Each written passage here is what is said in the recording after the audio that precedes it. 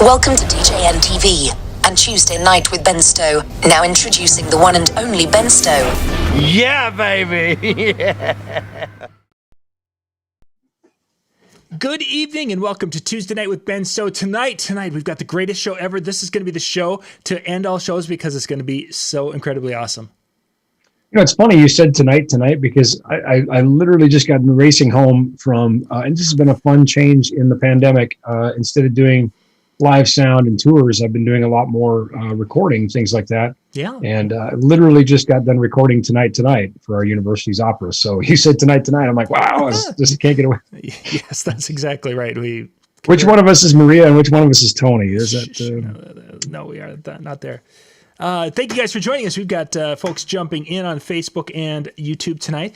So tonight's topic, Ben, I wanted to kind of dig into this because it's going to be an unusual year for a lot of performers, whether right now we're coming into prom season and things have changed, or we get into summer and our spaces could change.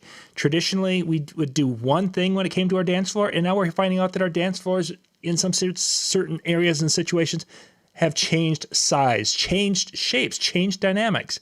So we might find ourselves doing things over a larger area, looking for that larger sweet spot. So I wanted to kind of dig into that tonight, and I don't know if you could maybe kind of share a little bit of the science behind, creating sound over a larger area, or is that going to? Well, I don't really like to talk about science of sound, but yeah, I suppose tonight I could make an exception. Please do, because we're really wondering about it, and then for those, we're going to go through the sciencey side of it, then we're going to get into some graphics I put together for this show, which, by the way, we spared no expense for the graphics for tonight's show. We do have the greatest graphics department, don't we? And then we're going to talk about how I'm going to throw out ideas that I picked up from other DJs to solve our problems. And then Ben's going to tell us if they were good ideas or if John has more bad ideas than he can shake a stick at. That'll be towards the end of this. So these ideas are submitted willingly by DJs, or it's a kind of a combination of things that I've seen DJs do over the years, which you're going to show probably a couple of pictures that are very somewhat similar to what we'll be talking about towards the end. But it's, ideas that just need the light of day to be great. All right. Well, listen, if you're, I don't know what you got up your sleeve. So viewers, if John shows a picture and it's yours, first of all... Oh, no, I'm not going to show pictures beyond my incredible... I was going to say, first of all, don't claim it. Second of all, remember, we all came here to learn, right? So if it wasn't a good idea, don't do it again. So... Yeah, I know, Sean, there's no ice cream tonight. Sorry. We're kind of... Oh, I know, and I was actually pretty cheesed off about that because I could really use some ice cream today. It's been kind of a heck of a day dealing with logistics issues and just trying to solve problems for our customers, as we do, and we care. So we take it kind of personal when things don't go right, and obviously worldwide logistics, it's a bit of a challenge right now. So I could use some ice cream. Let's take 2 minutes to talk about that, Ben, because I've had. Plus, it snowed today. And for those of you wondering, it is snowing right now here. Yay! Good, you can have it. But some people were asking, because of the Suez Canal thing, did that affect anything within our industry when it came to getting gear? Not yet, but it will. That's the bad news. The bad news is we already have things that are being affected, and there's a lot of things that we talked about over the last year, John, and I'm really happy that I was right on a lot of them. Namely, how busy DJs are, how people are talking about adding additional systems and additional gear because they're receiving more bookings than they're prepared for. People are booking well into 2022. Viewers, if you're watching and you're saying, well, this isn't happening to me yet, listen, look around. I talk to DJs all over the country and all over the world. It's definitely happening in places, and it's going to happen to you eventually. So, the problem we have now is we're beginning to face those major supply chain shortages, and that's the thing I wish I wasn't right about. Product are harder and harder to get. There's a surge that exceeds the current capacity. There's a shortage of shipping containers. There's a shortage of trucks. There's a shortage of semiconductors. There's, people scaled back on their orders because demand was not high before. So just about everything that could possibly go wrong is going wrong. So in the kind of the construction world, because that's where I spend most of my day with the Handyman channel, prices of wood, a 2x4 at one time, just a couple of years ago, we were about $2 for a 2x4 by 8, which is your standard stud or standard what you'd use for most construction. And now they're what, like $10? They're about $10 a piece. Now, if you go down to like Menards or Home Depot, are we seeing kind of an escalation in prices like that yet in our industry, or are we still holding price, just can't get a hold of things? Right now, we're not seeing the escalation in price. Consumers aren't. However, we are definitely, it's kind of like, I think it was a Blackhawk song that says, I can't see the storm clouds, but I can sure smell the rain. Right. Yeah. Yeah. We're hearing a lot of rumblings from manufacturers. Just policies are beginning to change, and I think people are starting to try to figure out how they're going to deal with the fact that their costs are rising, the cost of wood, which loudspeakers are made out of, the cost of shipping. So I think price increases are absolutely coming, and we've seen some sort of stepped increases. I saw one manufacturer raise prices 3 months in a row by just a tiny bit, sort of that frog in hot water thing, but yeah, nothing as dramatic as $2 to $10, but here again, here's my advice, folks. Order now, not when you need it. Don't order when you need it. Don't order a week before you need it. Just order a month before you need it, or two if you can. One, supply chain is stretched, and two, you may be disappointed if you wait and you see what those costs are. Now, I hope I'm wrong. I've been right a lot over the last year, and some things I wish I wasn't right about. Sure. This is one of them. I really hope that our industry can hold the line. Doesn't help us any to see your prices go up. So we're not a fan of that. We don't want to see your costs go up. Yeah, for sure. Yeah. But what can you do? We've been evaluating our cable prices, which haven't gone up in 6 years. And here again, they're made of copper. Looking at, copper for house wiring, it's gone up. Oh, certainly it has. Yeah. So, I think we're kind of in the same boat as many of our manufacturers, saying, at what point, can we just not absorb the increases anymore? And I think everybody's kind of at that point. So I expect increases to come. Okay, let's jump into tonight's topic. Thank you for that. Howie, by the way, that would have made a great show. Howie mentions that with the Suez Canal, you could have gotten that boat out of the way in a day if they would have put you on the task.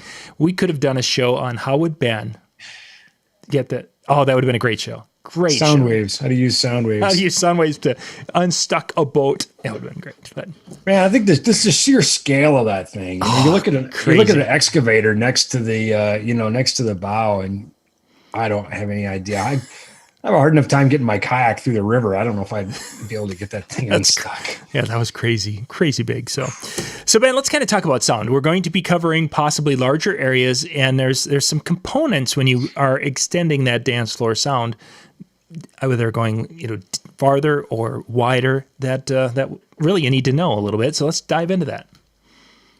Yeah, I'm best prepared to talk initially about the further part. Wider, I think I can throw some stuff together. I don't have any graphics for that, but I think I can very adequately illustrate that. Each has considerations. And one of the things that people often do when they feel like they need to cover more area is they add more loudspeakers, which can be good and it can be bad. And we'll talk about driver summation. We'll talk about line array, and that'll, I think, be really good to talk about width. So I just sort of talked myself into the order I want to do this. Sure. Excellent. Viewers, if you saw that was basically how my brain processes things or how it doesn't. So there you go. A glimpse under the hood. Anyway, let's talk about throwing sound further. And I think most DJs probably are using a traditional two-way point source box, a box on a stick or a stand, as it were. So let me pull up a graphic here, and actually, I'm certain I have this. I do. Bear with me. Yep, we're good. Yeah, you would think I'd be prepared, but I mean, listen, if you're new to the show, go back and watch the previous 6 years, and you'll find that's not the case. That's not the case. All right. So let's take a look at this. You should see my very tediously drawn audience. They're all very happy. They are very happy. Yeah, they love the jam. They're rocking out. They're having a good time. So what we can see... Ben, can you hold on just a second, please? So for those of you in the chat room, put in the chat room which song that Ben would be playing to the crowd to make them that happy, and we'll see who's the closest to being right Right, and Ben's done explaining this image. And go, I Ben. gotta think of a song now, huh? All right. So what we can see here is here's our all of our people, and here's my loudspeaker coverage. And of course, inverse square law dictates that every time I double the distance, I lose 6 dB. So, I've got my initial 1 meter measurement here, and then double that, I lose 6 dB, and double that, I lose 6 dB more. This is not to scale, by the way. But anyway, you get the idea, right? Mm-hmm. So every time I do that, I'm going to lose 6 dB of sound. So, of course, we know it's louder near the speaker. But the other thing that we have is increasingly, getting crazy with the drawing here. Yes. Increasingly, we have a lot of this energy that's being lost into the ceiling. It's going quite literally over their heads. As the speaker has a vertical coverage pattern, and we'll talk about horizontal coverage patterns too. So what to do with all this lost sound, which is just not doing anything. It's not getting to where our people are. Very simple solution that you can take the same speaker and have much better coverage right off the get-go. And that is simply to raise that speaker up in the air and tilt it down like so. So here we can see right away, we don't have near as much sound being wasted. Another thing that's kind of cool, when you look at loudspeaker patterns and they talk about the coverage axis, it doesn't magically stop here. That's just the point where it drops down about, that's really hard to draw with. Yeah, you're doing okay. 60, that's a dB. Yeah, it is. Just trust me. 6 dB is what you lose there. So in essence, it's not as though this person here doesn't have sound. They just have it down about, let's try this again. 6 dB. There you go. All right, by the end of the show, I'll have this. Yeah. So as we saw here with our loss over distance, it's a bit more equitable. So now what people are hearing in the front and what people are hearing in the back is closer to the same. It's not the same, but it's closer to the same. So by simply elevating our loudspeaker and tilting it down, we've enabled ourselves to coverage a larger area more accurately, sure. More evenly is a better word, I think. So now,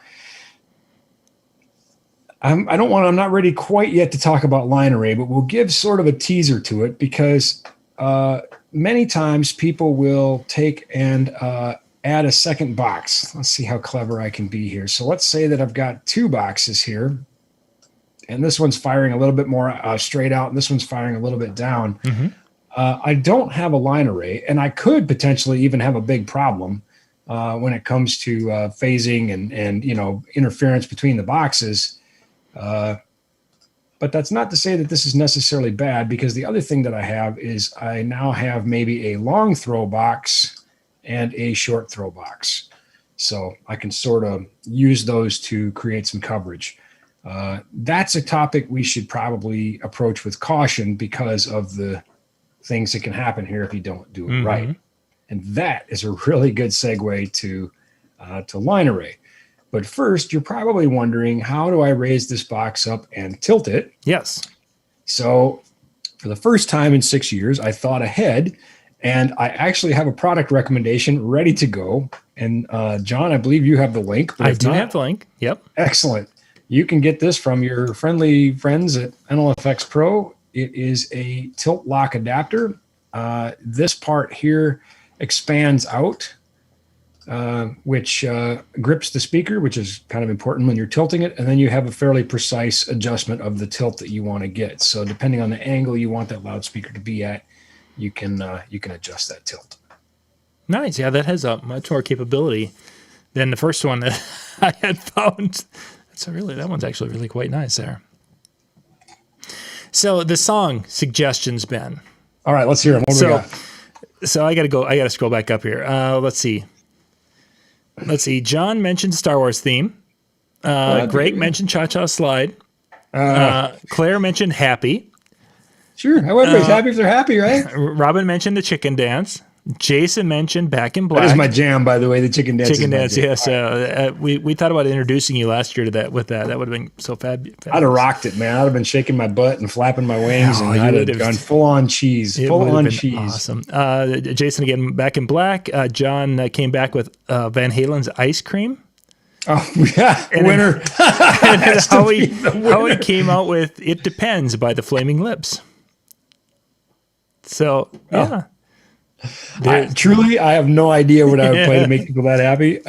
But I know that yesterday I had to play about 6 times Sunshine, Lollipops, and Rainbows because it was stuck in my daughter's head. So we had to play that. And of course, a classic Leslie Gore jam. So there we are. Sunshine, Lollipops, and Rainbows are the things. All right. That's all right. That's how this refrain goes. Line array time. Let's talk about that and how that can help us. What? Line array. Line array. Sorry, yeah. I had the jam. We're moving on. We've had our moment, and now we're going to move on. I was thinking about ice cream. Great song suggestions, by the way, everybody. You know me so well. I'm super happy. So what is a line array? That's the big question I get. And there is a distinction between a column array and a line array and a constant curvature array, but the physics are fairly similar. So I'm not going to get into that distinction today. I'm going to talk about specifically line array, because especially as it pertains to covering a bigger area. But we'll talk a little bit about that inverse square law where I said you lose 6 dB. In a line array, that can be reduced to 3 dB every time you double the distance, which is very substantial. That's the same as doubling the power effectively, and gives you a much more even coverage. However, stay tuned, some heavy physics, there is a bit of a gotcha to that. So let me start with a picture, and I've got a prop here. We've seen this prop before, but we're going to get to this prop. But let me get to my picture. Picture pages. All right, here we go. This is not a line array. But it's not. They're in a line, kind of. They are. Couple problems we have here. And I don't know whose picture this is. Again, if it's yours, don't claim it. That wouldn't be prudent right now. So if you don't know, well, I'm going to explain why it's not a line array. So first of all, what we can see here are these are traditional horns. These are point source two-way boxes like we talked about. Yep. So that horn has a vertical dispersion and a horizontal dispersion. In this case, I think about 50 by 90. So what you're going to have is a super hot phasing mess here going on. I mean, it is going to be just hot garbage. I don't know if I'm using that phrase correctly. It's what the kids say now, right? Yeah, well, the kids are saying it. It's great. That's what I heard. I heard hello, fellow young people. Yes. Yeah. They were like, hot garbage. All right. Yeah. So exactly what they say. Second of all, I was actually trying to figure out if it was better or worse that they split these, if they were on the same side or the opposite side. And I decided that it didn't matter. It was still just going to be hot garbage. So, so that's bad. Second of all, these boxes are not intended to be hung in this way. So there's a structural concern. That might be my number one concern, is just the overall safety. But again, it's going to sound like absolute trash. And then, of course, too, we've got these boxes side by side as well. So we have more hot garbage.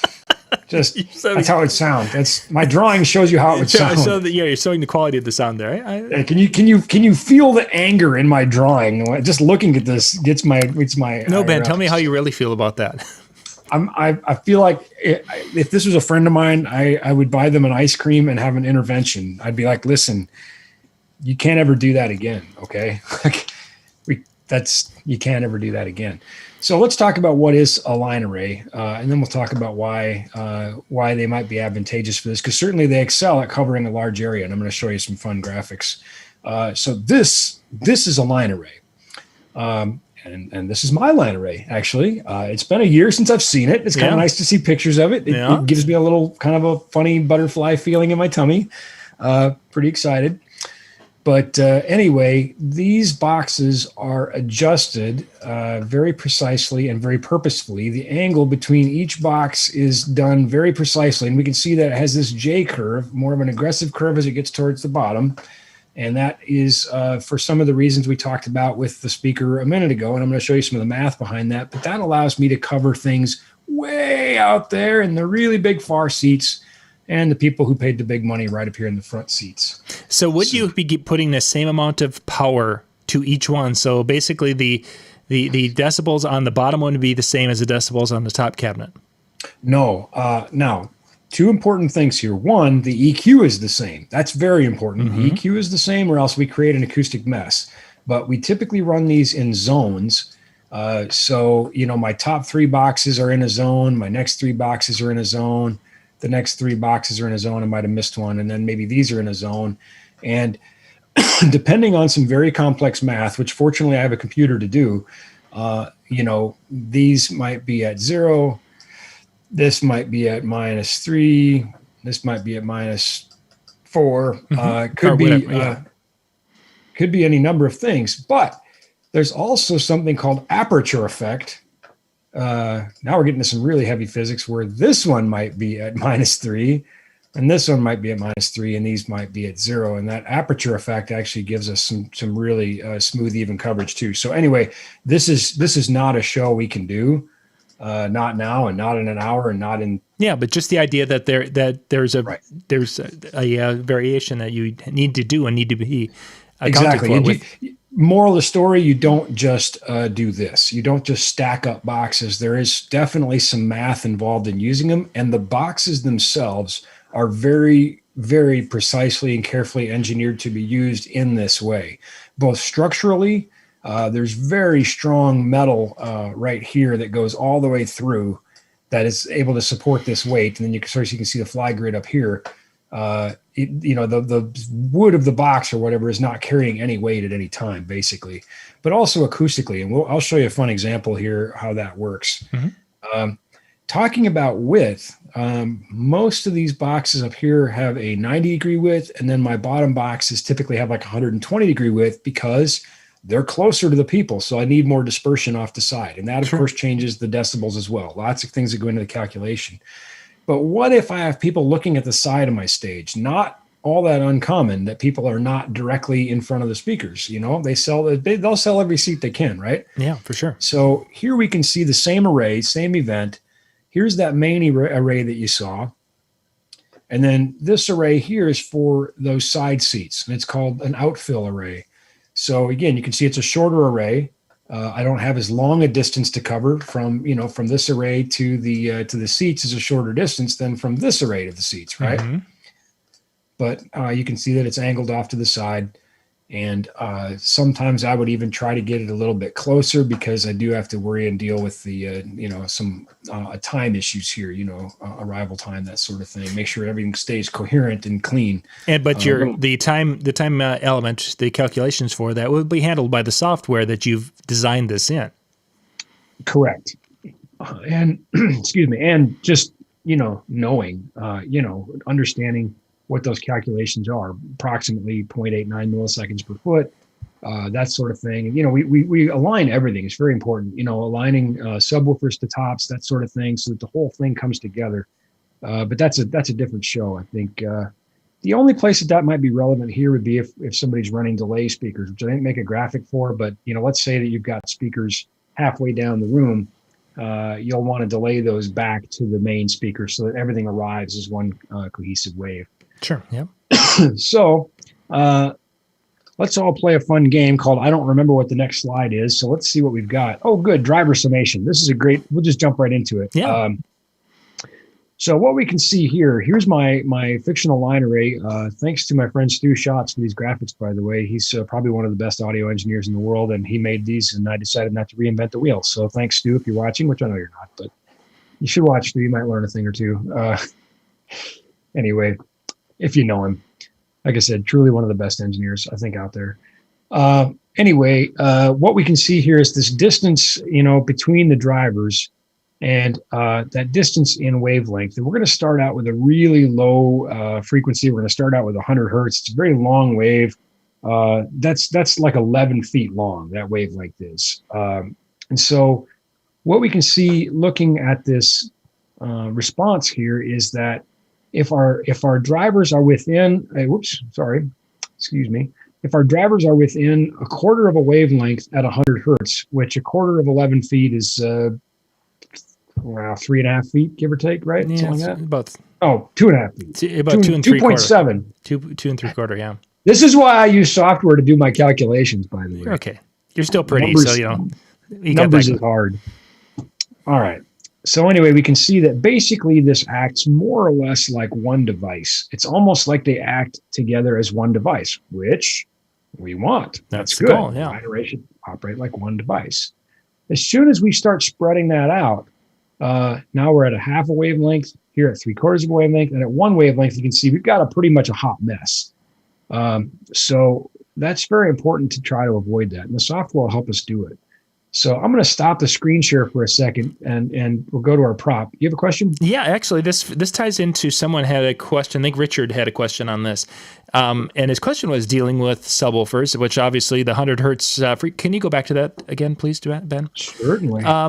He was basically saying that he's heard from people that an 18-inch sub for a smaller dance floor, which may be, a 20, 30 person dance floor, an 18-inch sub does not work as effectively for a small dance floor as a 12 or 15-inch when it comes to that floor. My question, though, to build off that is the wavelength of 100 hertz produced by a 12-inch different than 100 hertz produced by an 18-inch? No, 100 hertz is 100 hertz, and it's only a product of the speed of sound and which is affected by temperature and humidity, but it's only a product of the speed of sound and of course those things by proxy and the frequency. So for ease of math, we'll say the speed of sound is approximately 1130 feet per second. It varies in that range, 1128 to 1130 somewhere, and it can move a bit again with temperature and humidity, but just for nice easy math, we'll say 1130 feet per second. So basically what it is technically 11.3 feet. But then of course, as we move up, so a 1 kilohertz wave, 1000 hertz is now going to be 1.13 feet, so substantially shorter. And then of course, if we get all the way up to like 10,000 hertz, so moving up into the top end of a tweeter, it's going to be, what would that be, 0.11 feet, right? Yeah, very close. Yeah. So very short wavelength. And that doesn't really matter which driver produces it. What he's saying is not entirely wrong, but it's also not universally right. We have to think about, wave maturation. We have to think about cabinet design. There's a lot of factors. So I think that would be probably a good show in and of itself to really take a deep dive, and we have to look at some of the different. Let's put that on the list of the. Do I need an 18, a 15, a 12 subwoofer? Yeah, I'll put that down on the list.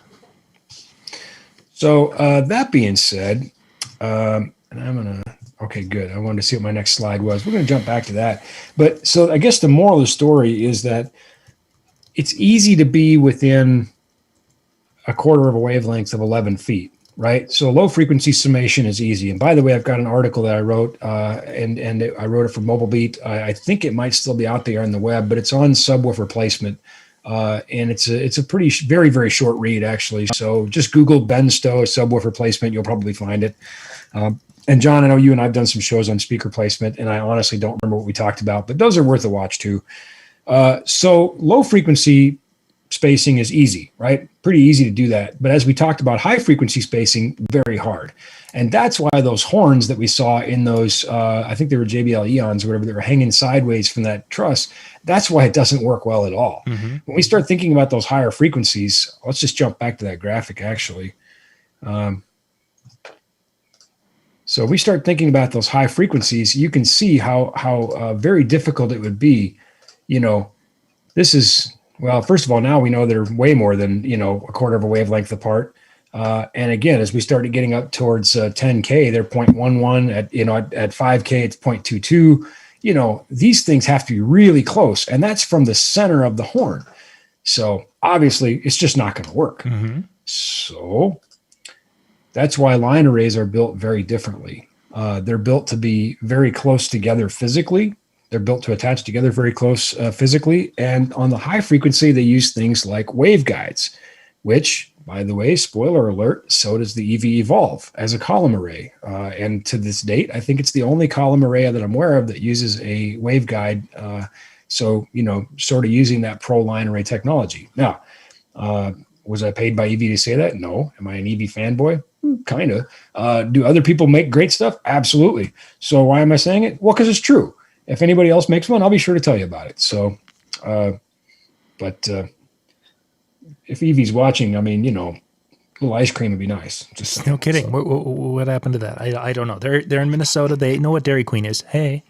Yeah, it's crazy. We're all in the same state, but I haven't been there in a year. So they haven't been there in a year. Exactly. Nobody's been in the office. Anyway, back to waveguides. Basically, every line array uses these. Not every column array like we talked about, but every touring line array uses waveguides. And the whole point here is that it takes a single high-frequency driver, which you might see, your round, tweeter, right? High-frequency, and it divides it into lots of smaller ones that are really close together so that when they are stacked and aligned, all those are very close together. That distance stays very, very tight. The other thing it does is it aligns them. So the path to the outside would be longer than the path through the inside if they didn't have these squigglies. So that's what they did. The waveguides inside my line array is actually a really cool new design, and it's kind of like pins. Like you ever play that game where you drop the thing at the top and it goes bing, bing, bing, bing, bing, bing, all the way down? It looks like that inside. It's pins. It's carefully placed pins. And anyway, it sounds phenomenal. And engineering and science is fun. But the concept is the same. So this allows those boxes to work very differently than a horn, which is basically just open. This waveguide is it's guiding the wave. It's doing exactly what its name implies. One of the reasons that line array boxes are designed very differently, one of the many ways. The other thing is to talk about, we talked about that 3 dB drop, but to talk about how line arrays behave differently and how that works. And this gets into some fairly complex physics. So let's do a whiteboard thing here. So, all right, need a text tool. Basically, it's the array length. Did I spell length right? Yeah, there you go. That looks better.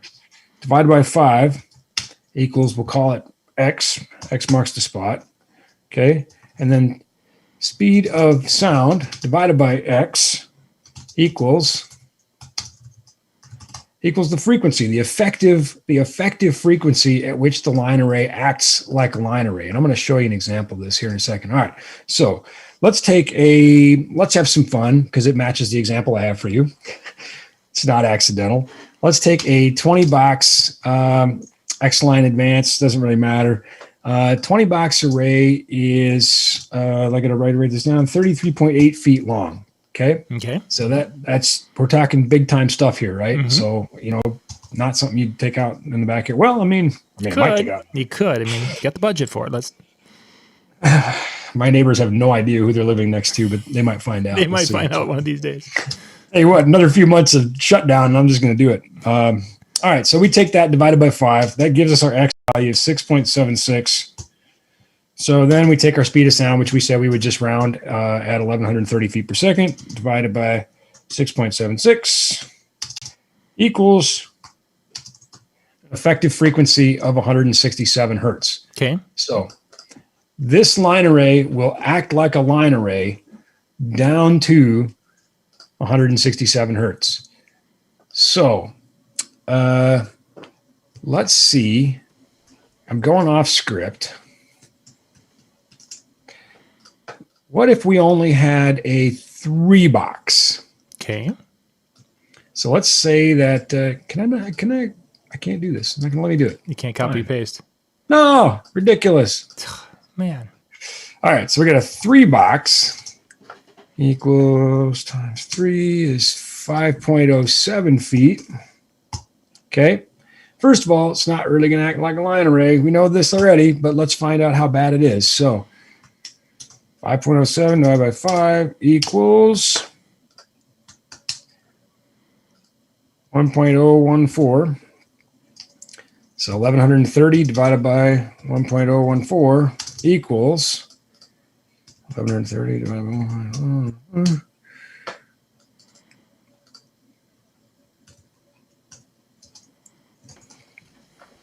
So this will only act like a line array down to about 1K, or really right in the middle of the vocal range. So moral of the story, more boxes are necessary to make a line array. 3 boxes does not a line array make. I would say to be really effective at anything, it's probably minimum 6. But again, it depends on the size of the box, because the size of the box dictates the length of the array. So lots of DJs use things like the RCF HDL10, HDL20A. Love those boxes. Amazing boxes, by the way. But if you have 2 of them on a pole, you do not have a line array. That doesn't mean you don't have an effective system. It's kind of back to what we talked about a little bit at the beginning with a long throw and a short throw box. Sure. Or if you have 2 KLAs or something like that, you do not have a line array. You have 2 line array boxes, but you do not have a line array. KLA is actually a constant curve box, not even technically a line array box, but that's neither here nor there. Still a good box, but physics doesn't care who makes the box. That's the way it is. So let's take a look and let's see this in practice. Let's take a look at the software I use, and let's do some heavy nerd, as if that wasn't heavy nerd, right? Well, I don't know. I thought it was pretty well explained. Okay. All right. You got a fancy looking thing on your screen? Can you zoom in, like one click on that just to make it bigger? Yeah. Maybe. Upper left corner there. Yep, right there. Okay. There we go. So what you can see, here's my 20 box array that we just talked about. Okay. Okay. And you can see that I have a venue here, and I've got 3 balconies and floor seating. Okay. Get my draw tool back out. So I've got 3 balconies and floor seating. Now, wrap your head around this. That is 350 feet. That's a really long ways. To the first, the lower level seats there. Yep. So I got floor seats for 350 feet. And then I got my first of the balconies, 350 feet back. All right. Now, here's the magic. Down here, we see my coverage in SPL, and each of these lines represents a frequency. The red line represents 500 hertz, the blue line represents 3 kilohertz, and the turquoise line, teal line, anyway, represents 8 kilohertz. Okay, so we're seeing that, kind of, mid-low, mid, and then, high-ish. Okay, take a look down here at this coverage. It's almost perfect. It's almost perfect. Plus minus 5 dB at every seat. It doesn't matter if you're sitting here or you're sitting here.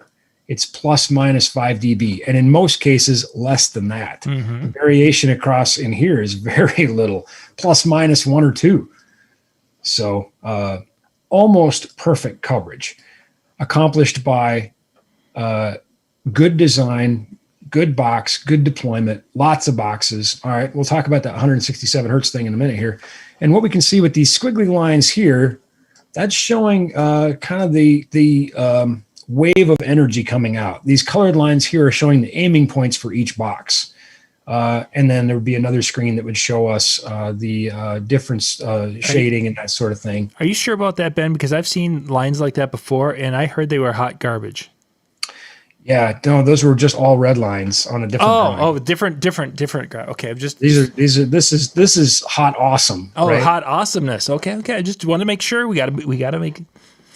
The other thing you'll notice is that it's 121 dB on all 3 levels. By the way, that'll ring your bell. That'll just absolutely. This is if you went to a show and you didn't talk right for 2 days because you couldn't hear anything. That's probably why. Something like this. Yeah. This is the science behind it. We will notice there's a bit more deviation in the balconies. Here we can see balcony 2, balcony 1, but still really good. Really, really good. And you're, 400 feet from the stage. I mean, 500 feet almost back here. That's ridiculous. So our red line as we're looking at balcony 2. So our red line, we've got basically almost the biggest drop off there. Mm-hmm. And it's those lowest frequencies. Hard to push them suckers all the way out there. And the 3000 is just above vocal range. Mm-hmm. And it's there. So we're basically talking more of our instrumentation, and then you've got your hi-hat. So this is the biggest problem we have here is the variation between these, because if I mix it correctly, let's say that front of house is at 100 feet, so the mix position is here. So here's how I mix it. What I'm mixing is different than what you're hearing out there. But again, you are 500 feet back. Mm-hmm. And the difference isn't that big. It's going to sound anyway. Everybody who went would be happy, is my point. Sure, yeah. I mean, you're still talking only a 3-4 decibel difference.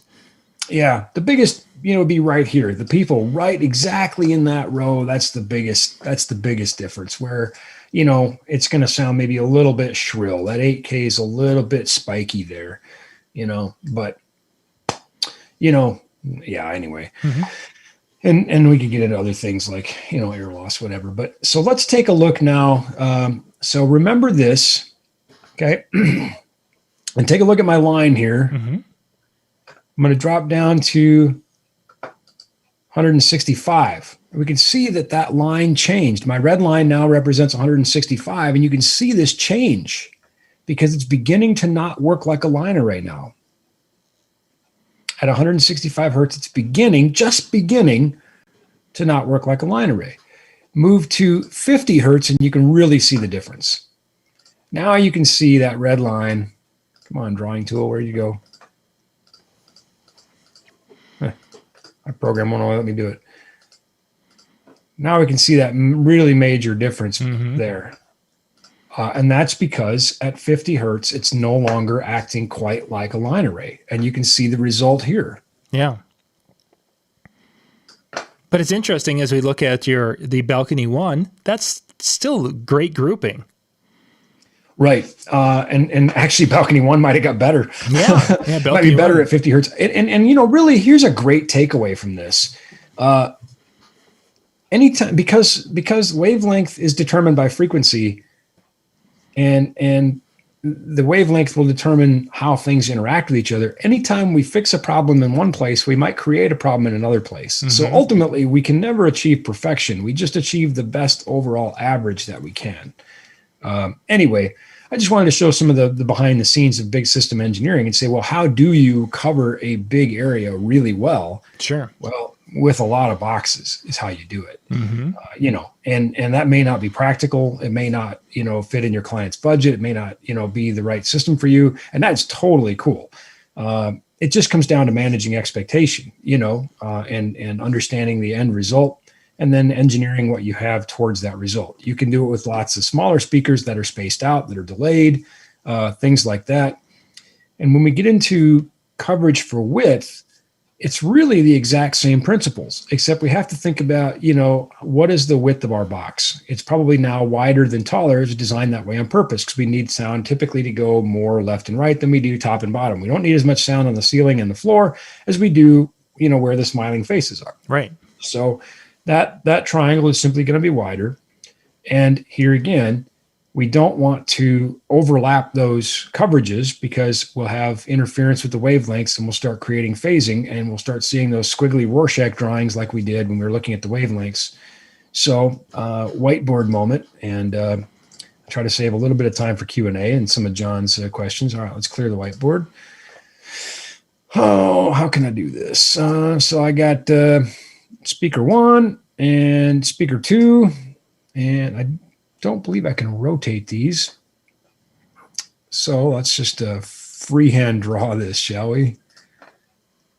So here's my coverage here. Here's my coverage here. Hot garbage. Again, big mess. I recognize that. I've seen it before tonight. Same. Don't want that. Okay. So what do we do here? Well, I don't know how to rotate these boxes, so I'm gonna have to freehand draw this. And if anybody laughs at me, well, I guess I wouldn't know because I can't hear you. But so what I would do is I'm going to splay these boxes apart. I'm doing this with a mouse, by the way. Yeah, so, no, you're doing fine. You're doing fine. The idea that we're after the... Not that I mean, my feelings are not going to be hurt, right? Yeah. Like, look, if you're going to make fun of me, go have your own show, right? So, anyway.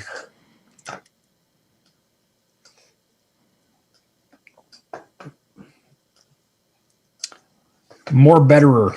More And better. now we not only have solved the hot garbage problem, but we also have a wider arc of coverage. Mm-hmm. And this angle here, by the way, should be approximately the angle of the horns. So if it's a 90-degree horn, you could go about a 90-degree splay. Okay.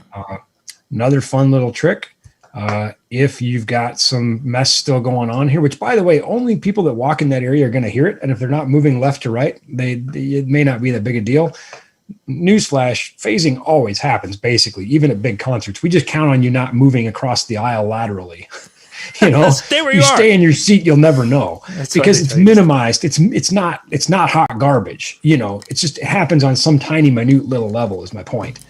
But if you do have that problem, you could put a slight delay in one box, maybe 3 milliseconds or something, and that will really smooth that out pretty well.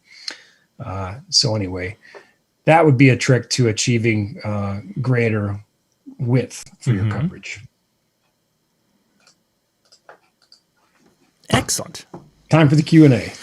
Well, first off, I've got to get through, I wanted to get into some scenarios because... Oh, that's what I mean by the Q&A. Yeah, exactly. So I spent a lot of time working on my graphics here, my artwork. That's really good, John. So I've got me down here as doing my DJ thing, and then I've got my wider dance floor. And this is actually a situation that I've got a couple of times coming up here. Typically, we would have been looking to have that about maybe a 40-foot dance floor. Now we're looking at having a dance floor that's 100 to 120 feet wide. But yet they want to have it so I'm not throwing 120. I've got the wide but not long. So a situation like that, I mean, my first, because I love my Evolves, and this is actually going to be a problem setup for me. So I love my Evolves, and I think that could be part of that solution. Maybe. I think so too. So let's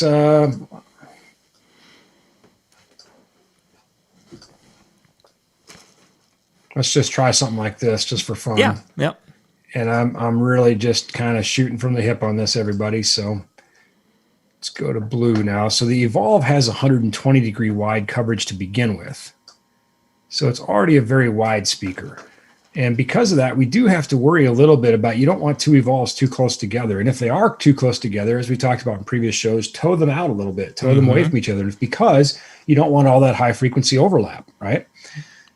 But here you can see already you've got really a wide arc of coverage.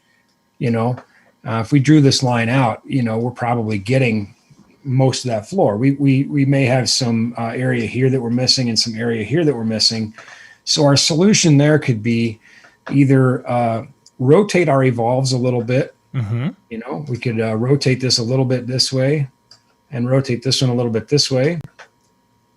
Or we could add two more and do them as splays. Now we have two side, each side has an array that's approximately 240 degrees. So you'd have a lot. Or three, you could add a narrower pattern point source outfill, kind of like what we saw in my, drawing there, where I've got a speaker that's just kind of aiming here and one that's aiming here to just kind of fill that area in. Okay. In concerts, not uncommon at all for us to have front fills because the people are too close that our main arrays are not hitting you. So newsflash, if you bought front row seats, you're not probably hearing the main PA. Everybody else is. Which on one hand could make you sad because you paid a lot of money for that. But on the other hand, you could be happy to know that we put speakers there just for you. So in a situation like this, Ben, now if we're wanting to add some additional thump to this space, what would your recommendations be to do that with if we were going to be utilizing Evolves for that type of a situation? Well, I think the first thing that comes to my mind always is use the right rig for the gig. I love the Evolve. We've covered that, but I wouldn't use it for a tour. I wouldn't use it for a big stage. Right. It has its place. Its place is ultra compact, lightweight, great sounding, wide coverage. It's not raw firepower, right? It's like I don't know, I can't think of a good example, but it's not. It's like a handgun, not a howitzer. So. If you want to kind of find that way to just give the Evolve a little bit more bump and certainly help it out on the bottom end, I don't have a problem with that. It's a great system. But again, I just don't want to say we're going to make it into what it's not. Right. Oh, for certainly. EKX15 SP is kind of my go-to add-on. It's a great sub wood box. I think it's a 15 millimeter birch box. Anyway, great sounding, good complement to the Evolve. That would be my go-to. But again, don't forget what the Evolve is, and don't try to put a 6-liter diesel in your Datsun. Mm-hmm. So I used to own a Datsun, by the way, a tiny little car. I think it had like 70 horsepower. So let's take that your sketch now. Let's say we took the Evolves and we put them in those two far corners. So basically, they were in the corners and they're firing back towards that center. Would that be a better configuration than to put them right down in those two corners or in that area so they're firing towards the center of the dance floor? It's been a long time since we had an It Depends, and this might be one of those moments. Mm-hmm. So we certainly could angle these, so let's say I'm going this way and I'm going this way. That's more like 90. It's not even 120. No, yeah, but it's short of that. That's closer. So, we've got this coverage. We're going to have a little bit of weirdness, particularly if it's a stereo image. I think engineering is always a series of compromises. People here are basically going to hear this one, and people here are basically going to hear this one. And if you're trying to present a stereo image, people aren't really going to hear both. It doesn't mean it's bad or wrong. It's just different, and if you're running mono content, it might be just fine, mm-hmm. might be a good way to accomplish that. So I don't know if I don't want to just dismiss it on its face. I just don't know if I'd do it. Sure. No, that's understandable. I would say if you're curious, try it and report back. Let us know, how did it work? Mm-hmm. I think to some degree it's going to depend on the acoustics in the room. And like I said, the program material for sure. The other challenge that I see, which, depending on the person may or may not be a challenge, but, depending on where you are, if you're here, that could be a bit of a longer, you got 50-foot run each side, 50 feet of cable run. So, and I don't know that the coverage would necessarily be any better per se. Plus,